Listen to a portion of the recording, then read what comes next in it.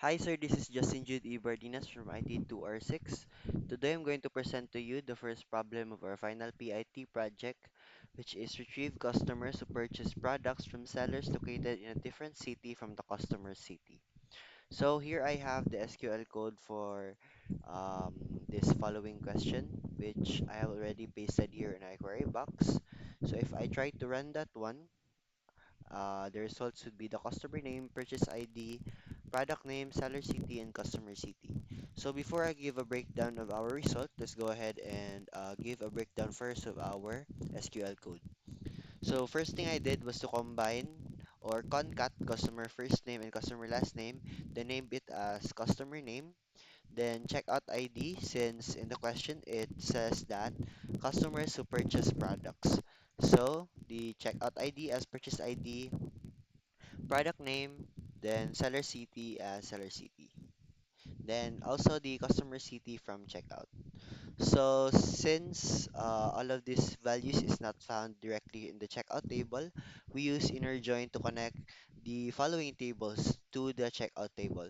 So as you can see here in our ERD, say shopping cart is connected, connected to checkout using inner join, then also the product details inner joined to the shopping cart, then the product and sellers.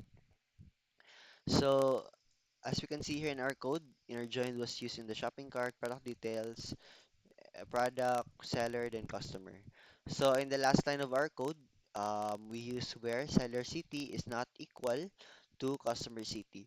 So we use this last line of code since the problem says that retrieve customers who purchase product from sellers located in a different city from the customer city.